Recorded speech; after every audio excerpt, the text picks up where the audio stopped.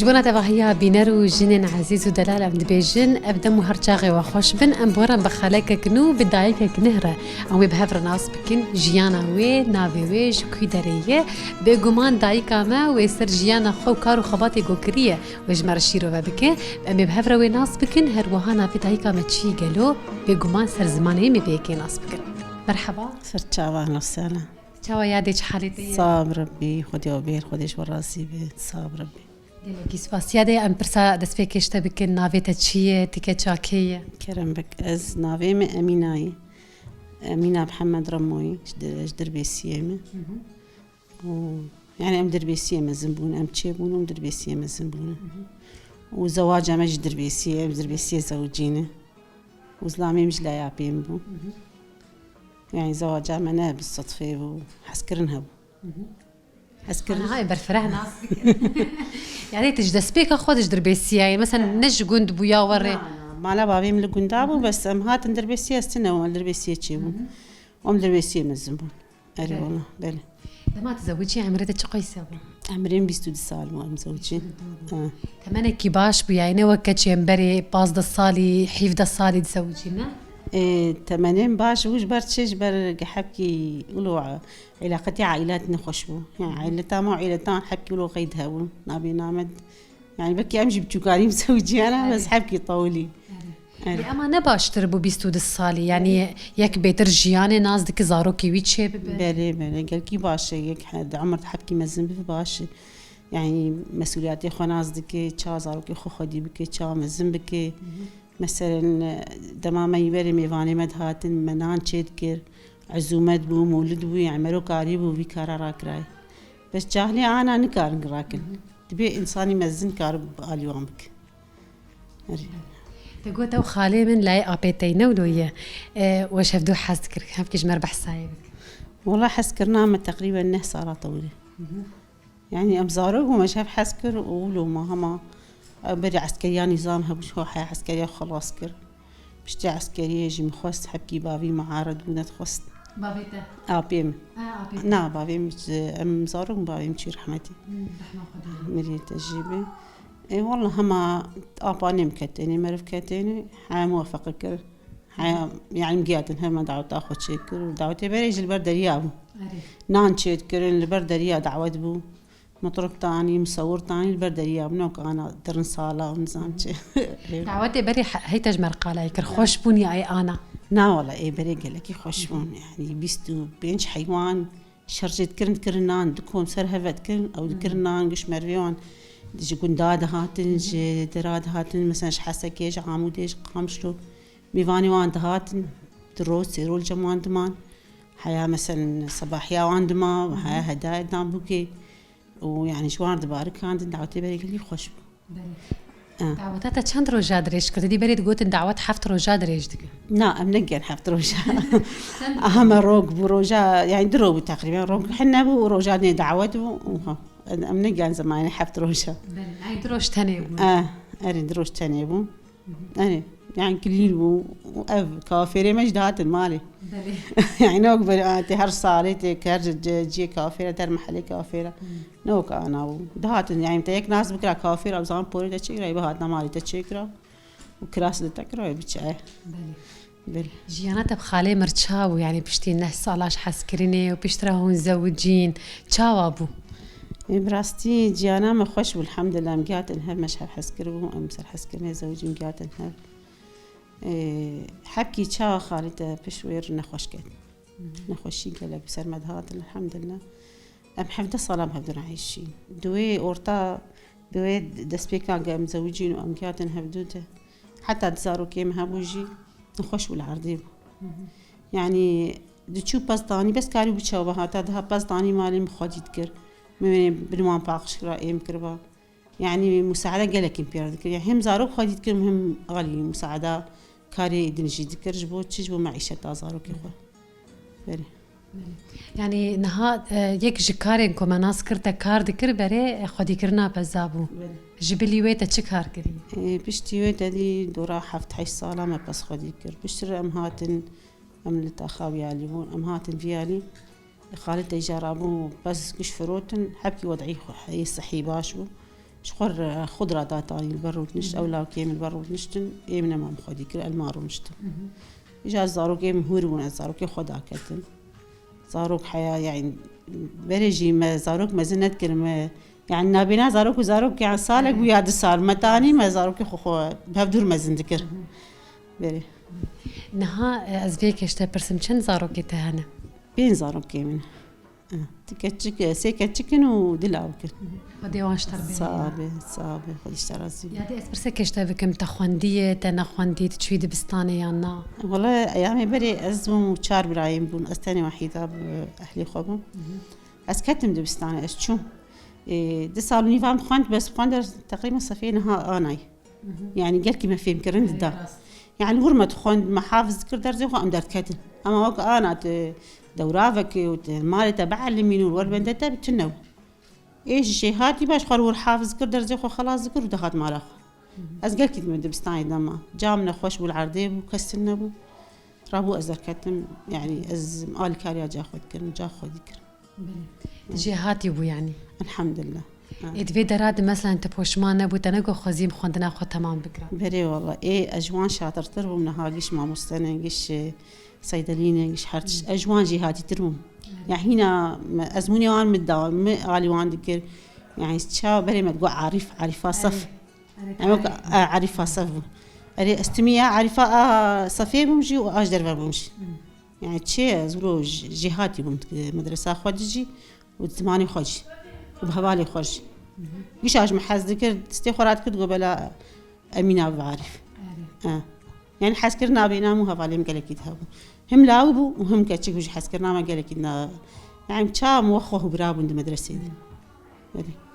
يعني يقولوا تجوان كسين قدهات حسكرند ناب هوالي خود وناب ما مستوى خود تأخونا خود هش صاروا كي تخوندنا خود بردوام بكنيان شاوابو إيه رب راستي ما قالكش خوندني حس ذكر زاروا كي من دشون صفي أول يعني بين دبستان صفي أول يعني تقريبا منكش ريواندا خوندنا من زاني وجي أزمار علمي خوندني سنبوان علمي حتى حروفي إنجليزي محافظ كر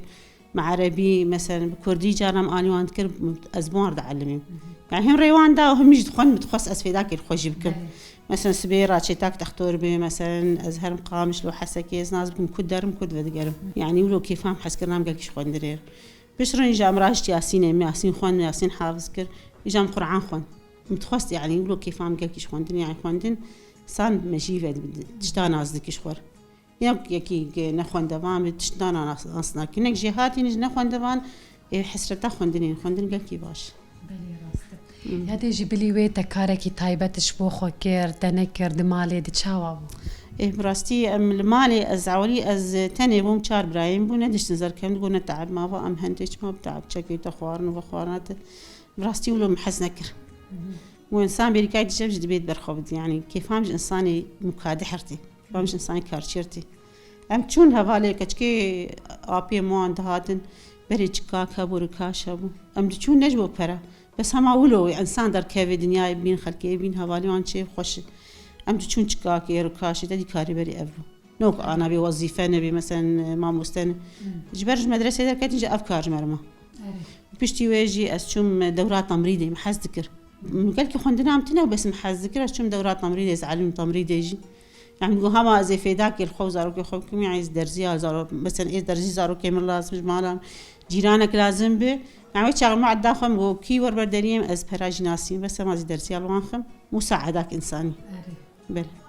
جبلي ويدا تشتكي دنيا تايباتش بو خكار كر أنا جبلي فان حموان يعني تشتكي قو تجيب مالبات أخر آلي كار بد آلي مادي ده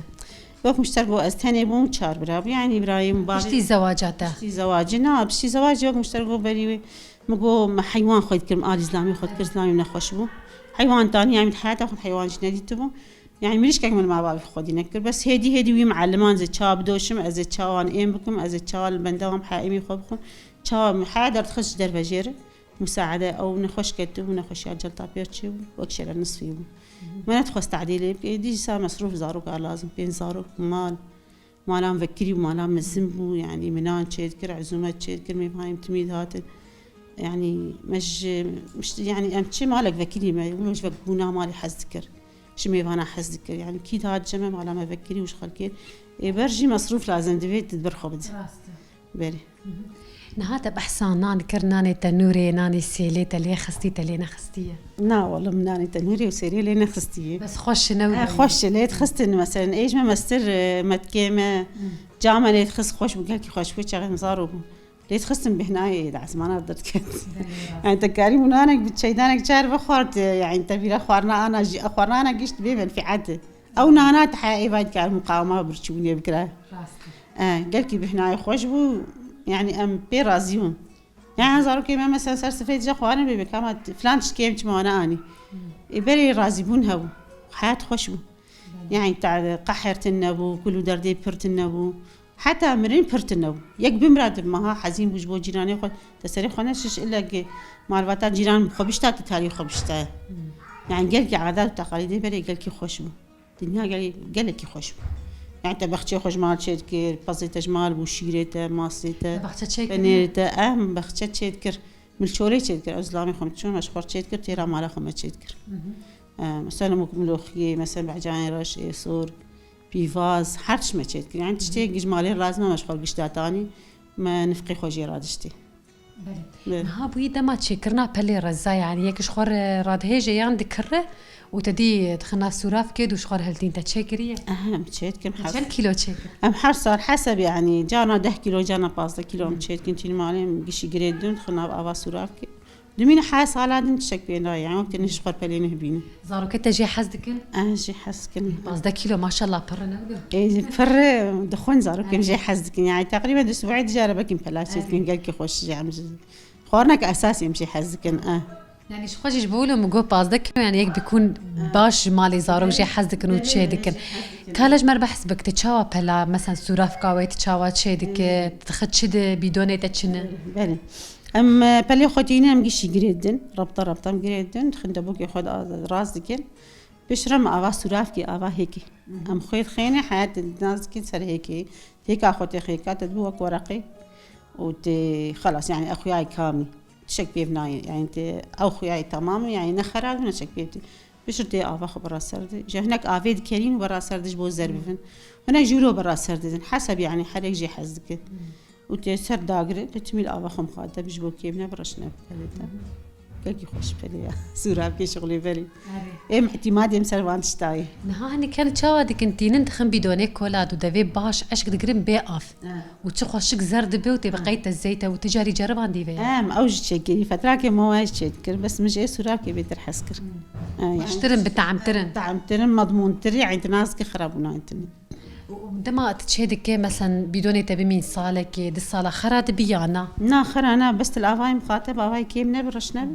اف كيم دبرش دب بس تحر فترة دبوكي خوبك لابي افاي تمام تشتك بينا ياخذ مين جامج مرت قد جوجرك فنجانك كتاخن سردة جوبي ور مثلا كبسان دنا كفري بلا بري كفري بلا وفنجان داتاني سب كفري بلا تخصي بدون ياخذ جانج بو اف بسركه او جهه وقال لك لو جدكن بله هذا جبلي ويت شتي غبريتك ربيان جي خوارنين هري بيتر قتلو تتجي هاتي تشهي والله ما مربى تشكر مربى مش مشامه تشكر انا وقتها مربى قلاي تشكري مربى قلاج ما تشكري ما قولي خوتاني قست فرطه ما تششتن ما تشنكل بقطره خو تشكر قولي خد عبسر خوش قاعد استويه ما يجي مربى خوتدي او درمانه كي سورها ومداويت سر قرمس مداويت سر مداويت سر ما تقول بولا ونيولو بامبا خوش بي تشكر والله مسالكي اوج تشكر صاروك قال كي جي حسكر اجي والله تي صار جي تشكر والله زانه مجي نفس كلمه تشوي وحبكي از نوير متاخد شيشير انت خمالي مروب خوني كاري انا مروب خوني كاري خوش مروب خوني كاري والله يا دي خونين غبري يعني ولو خونك تهبوا وتتخص بجهور وبجهنهات هبوا دجيانة خونك حلمك تيانا انا خوني مهبوا متخص از موظف سعرك مهبه ازهر ومر يعني انسانك يسر بس مش حزك بقى قال كي حزك يعني جانا ام قيس بونجي وز فكري اخ انا ولد شنطي مرو البي مرو بمرو در كافي مرو هر ور بيلكا مرو تشبر مرو يعني تش فرق يازنام وجني وكافي يعني جنجي دبي وغزلام بي حتى ما يبري يعني اكثر شيء جن مارو نشكاري مالي وزاروكا بس انا حكي تا بيش كاتن شي وي جنجي بو وغزلام الحمد لله يعني جنجي جيسي قتي وقار مالا جراك بل یادی ام جیانه تنها ناس بکن جیانه تا آنا چاوا در باز دب تایبت مثلا زارو که تپشتی مزنبونه و هر وکیدن یعنی تجیانك چاوا نهاد بینه براستي 7 صار بافيون شي رحمتي مريدة بالصاب ربي استني وان خديتك يعني زارو كي مختار بافيون شو كامي هري مزن 6 صالي انا بامو زوجان دي ولا كي هي 20 صالي تقريبا ولا كي مد بنياي ربو يعني مختار بافيون شو مقلكي از عاجز بمكو كازي اباري جرام بين زارو كسي كان خديتك اجي شلو عم مزن بكم يا ترى يعني بشو برو از تفكري از دقريام تقول كازي شافان زارو كامزم يعني بارك اسلام كفسر بيرك قالكي جران وبراستي وقتها وصاغ بوجي از بجياني نتحسيام يعني بتدي خوارنا من المال بو مثلا خضره من فواكه حتى اني مالي از بخونات الا مدري فكر قدر بازي هندر دبو يعني از بخونات حسيام كتشاجيان درباس بس بشتي شو قال لك كيف مزحمت بو مدو كازي فان زارو كاتشو مزم بكم يعني بشو بروز بخار تشتغلي والحمد لله حفظة حفصال شيء ويتشوي رحمتي صاب ربي منظمة إنسانية مساعدة مكرن مش خور محلك تشكيلي عوالي يفكر مش خور محلك غرادي مستعمل فكر أزو شريكك ما هابو ما فكر شغلي سي 4 صالة أو محل بردوام ذكر أمت شغلي مزاروكي خو مزنكر يهم تشو مدرستي وأجي تشو محل آخر يعني أزوان وقت دوامك مبهدوش مال دات كاتن أم بهدور دهات از دهات مفراوینا خوش چید کر مالا خوش باقش دکر يعني هم كار إسلام تكر كاري بيرك يجمد كر جن شاو جن كاري جنيج بكو كاري إسلام جبكه لا يصير بين زحمته لا زحمتي بس تحملين ظلمي تحملين تعديد تحملين كار تحملين يعني جانا زهات معصر زهات مالي يكون نم طاشتي خوار نفرافين از دهات مش نفر مخارن چید كر نفر زارو كخو إدارة كر نفر يعني بتقول مصلحة مش درفة زي خلاص كم زور مالي كاري خرج درفة خلاص كم زي هات مالي يعني تشاو يعني تدرنك بتنتعب بتنشغل تنكر صار كخدي بك والدمامني أنا حرتش بهاي حرتش غلاي يعني حر مالك أنا جاكسيز لام كاربكو بمالي خدي بك هذه تشتكي نجمر بيج برين برنامج خبداوي بكن كرم بك نتصابر ربي بس خير وخشيج وقت شرط خوازم وسرت شعبي مرهاتن إن شاء الله والله مقاكي كيف خوش مفاتنا لك سباس ساعات تجي خوش صرت شعبي أهلا وسهلا أبي برنامج خبداوي يمكن اللي بشتري من قهوة كيف أخذ من القهوة تخشي عنا إن شاء الله قهوة مخوش وصرت شعبي أهلا وسهلا أكيد أهلا صرت شعبي مرهاتنا صرت شعبي أهلا وسهلا بنار هجاش خمل جيانا دايكا خو داري كر أم هي دار جيانا وي وكيرو كنيا وبخير وخشي درباس به نهاجي من قهوة كيف أخن بنار قهوة دايكا ماشي تشاوية مش بواد بيجم بخاطري وا اللي بندما بن بخليك كنوجي برنامج جيانا دايكي بخاطري وا